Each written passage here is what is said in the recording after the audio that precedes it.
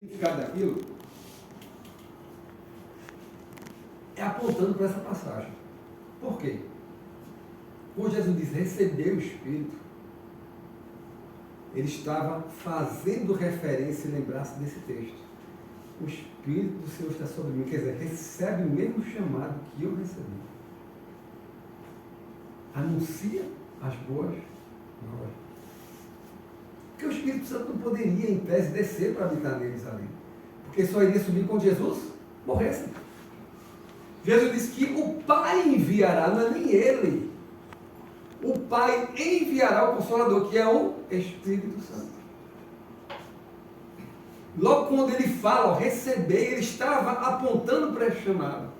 Do mesmo jeito que o Espírito Santo veio sobre mim e fui escolhido, esse mesmo Espírito Santo está sendo soprado para vocês entenderem que vocês foram chamados para pregar o Evangelho, as boas novas da salvação. Logo que nessa noite, meus irmãos, eu queria muito que a gente pudesse aplicar isso ao nosso coração. Você tem que fazer a sua parte.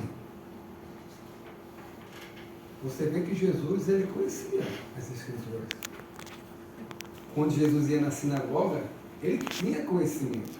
Que as pessoas ficavam admiradas. Não disse que neste momento aqui, apesar que outros textos narram, mas que neste momento aqui, Jesus fez um grande feito na sinagoga, além de pregar. Porque Jesus tinha conhecimento da palavra de Deus. Quando nós nos debruçamos na palavra de Deus, quando nós dedicamos a nossa vida ao Senhor, quando nós investimos nossa vida em oração, saiba que Deus, ele vai lhe usar e vai lhe dar essa convicção, e você vai pensar menos na aceitação das pessoas. Eu tenho falado muito de alguns temas para os homens, principalmente para que a gente possa perceber o verdadeiro significado das nossas emoções. Por exemplo, eu vou dar um exemplo para vocês.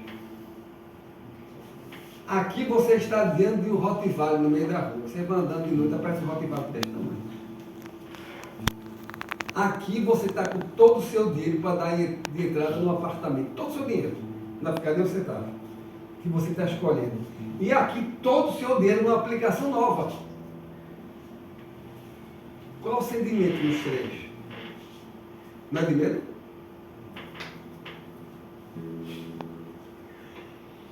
As emoções vão agir da mesma forma, você vai ter medo. Você vai ficar com frio na barriga com o cachorro, com o apartamento. Você vai ficar até fraco, pálido. Você está pálido por quê? Uma preocupação. Mas nós temos de compreender as emoções, porque do cachorro você tem que fugir. Em nome de Jesus, você tem que fugir mesmo. Inclusive, diz que o organismo você fica pálido porque o sangue desce para os meios inferiores para você, perna para quem tem que. Pode olhar, consultar a medicina. Agora aqui você vai ter o mesmo sentimento aqui também. Significa que o medo é Deus dizendo para você desistir da entrada no apartamento? Não. O medo é para você chamar um especialista. Ele ia ajudar. Eu estou com medo porque eu não sei o que o cara vai fazer lá, o especialista vai ser Jonas. Assim, depois que você tem aquela orientação, então o medo vai embora.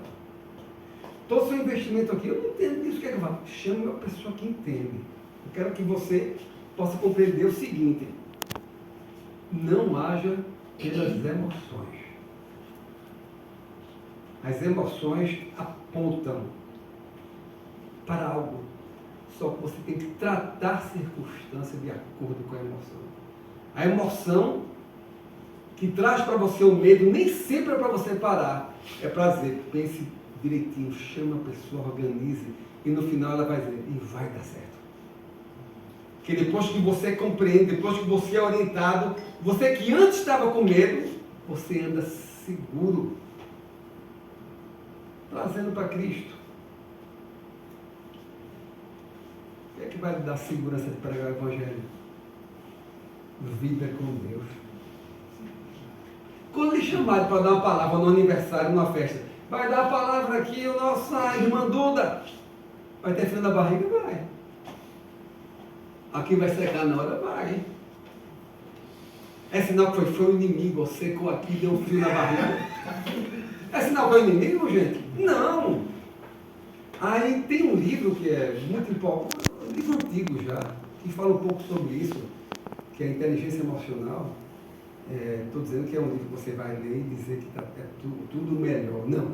Você tem que ler como cristão e observar e captar as coisas da maneira correta. Mas ele vai lhe mostrar a entender que nós que servimos a Cristo, veja o que eu entendi lendo esse livro que não é de um cristão efetivo, né? Nós que servimos a Cristo não podemos agir por emoção. O sentido de Deus. Sentiu? Conversa. Como sentiu como? Como é que você sentiu? Não, é porque... Não, olha, é emoção. Certo? Agora vamos analisar aí. Nessa área, aí você vai começar a entender e o Espírito Santo, ele vai lhe revelar e você não vai agir pelo sentido. Você vai agir porque Deus está lhe conduzindo pelo Espírito Santo. Glória a Deus. Só sentido não, só sentimento é emoção. Logo que Jesus fosse pela emoção, estou na sinagoga. O povo vai começar a falar de mim. Vai dar tudo errado. Ninguém vai ouvir a mensagem. Eu disse, não, tranquilão lá. Pregou o Evangelho. Ainda disse, olha, se vocês não querem ouvir, é problema de vocês. Deus tem uma missão na minha vida. Eu prego o Evangelho. Se não é para você, é para outro. E sai numa boa. E o povo ficou com tanta raiva que quis matá-lo. E no final ele conseguiu sair do povo e não morreu por quê? O texto diz, não era o tempo. Gente, Deus tem um momento, o tempo e a obra específica para cada um de nós. Glória a Deus. Logo dentro da perspectiva desse texto. Eu estou dizendo que você agora não vai agir. Não, porque inclusive tem uma exceção nessa questão de emoções, que é uma perspectiva mais técnica, que eu não sou capaz de ensinar utilizando os termos técnicos, mas que é o seguinte, às vezes, o organismo é tão perfeito, que mesmo que a saída seja a que você fez por impulso, certo? Ela é tão rápida, essa decisão, por exemplo, um tiro, para que lado pula, sei lá se der tempo, né? Uma batida que lá se esconde. E essa reação é mais rápida do que a decisão lógica que você toma na região que chama de córtex, né? Você observa, imagine, veja bem, você está dormindo, tá? Aí você ouve um barulho do teto desabando. O que é que você faz? Você fica, bem, se o teto desabar, eu vou para a direita, você se levanta e corre. Aí quando você chega lá fora, você volta para a sala, olha, puxa, não caiu nada. Quando viu, foi um balde, caiu, que você pensava que era o teto. Veja bem, estou dando um exemplo, pensava que era... Mas se fosse o teto, a reação de sair salvou sua vida. Não salvou? Ok? Mas se você tivesse de olho aberto, caísse um balde, para você não é nada tão urgente, aí a sua percepção corta e diz, João, você não precisa correr, porque é só um balde que está caindo. Né? Logo acontece, a minha ação às vezes rápida, não é?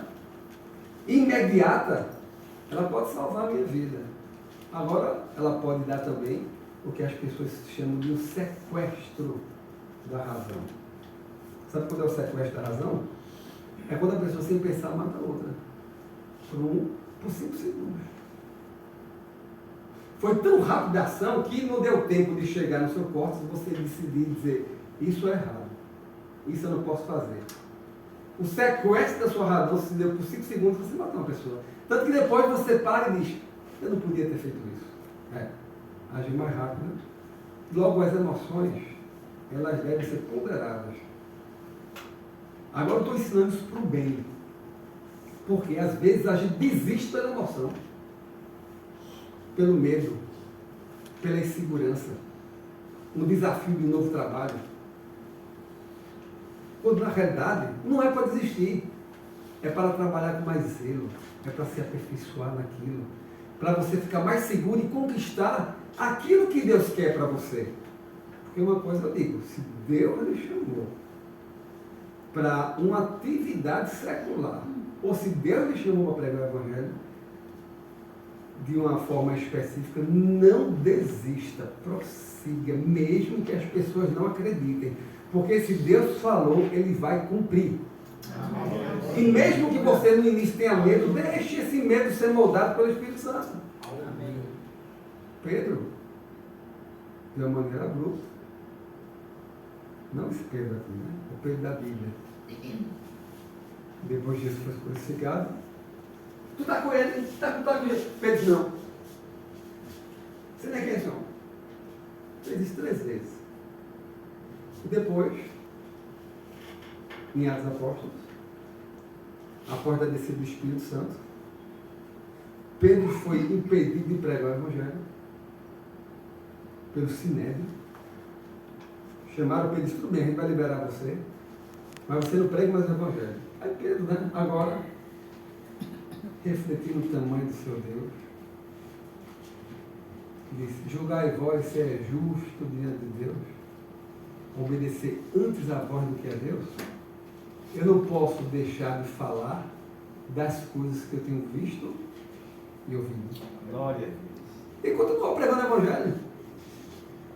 Vida com Deus nos aperfeiçoa. Qualquer um teria desistido de Pedro. Por isso que Jesus foi a Pedro. Pedro, qualquer um teria desistido de você. Mas eu lhe chamo, apacenta a minha ovelha.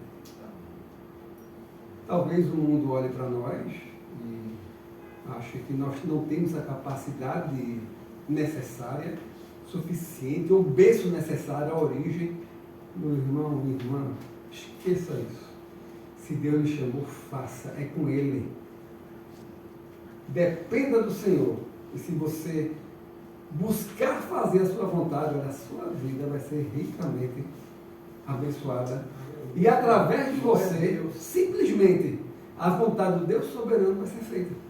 Vai ser realizada. Sabe o que significa a vontade do Deus soberano? Um pedacinho dela. No mundo, ser realizada através de você. E Deus abençoe a tua vida. Deus aplica essa palavra no teu coração, no meu coração. Porque nós estamos juntos nessa luta. A todo dia, algo vem sobre nós para nos impedir. Ou acontece só comigo isso?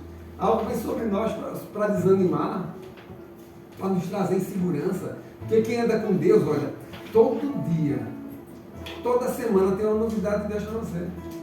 Tem uma coisa nova para você fazer. Aleluia. Uma palavra nova para alguém. Porque você, olha, você é um soldado em plena guerra. E que quer trabalhar, Jesus diz, é ali, é lá. E você vai. Você leva a mensagem. Logo, quem está com Deus vai ser chamado diariamente a levar a mensagem. Porque essa é a nossa missão. Confie, dependa do Senhor, e certamente você terá uma existência abençoadora e abençoada. Amém, queridos? Vamos ficar em pé, vamos orar ao Senhor nesse momento. Vamos agradecer. Não vou parar. A estrada é muito longa. Contigo parar.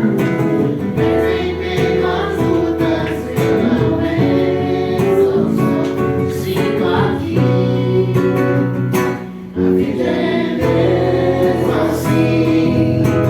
Tantas aflições eu tenho. Mas o Senhor está sempre a me proteger. E sigo aqui. Quando o vento sopra contra mim, os problemas tentam me abater. Eu me lembro de onde eu sou, me enviou. Tenho chamado. Jamais vou me calar. Eu tenho chamado. O Evangelho anunciar. Eu fui escolhido. No ventre da minha mãe, eu sei que Deus não vai mal de mim, não. Amém, Senhor. Nessa hora nós queremos colocar a nossa vida em Tuas mãos. Sabemos, Pai, e reconhecemos que nós somos limitados, Pai. É verdade, nós somos. Mas nós não vamos desistir com base naquilo que nós achamos que não podemos fazer. Porque há um Deus que nos aperfeiçoa. Há um Deus que nos melhora a cada dia.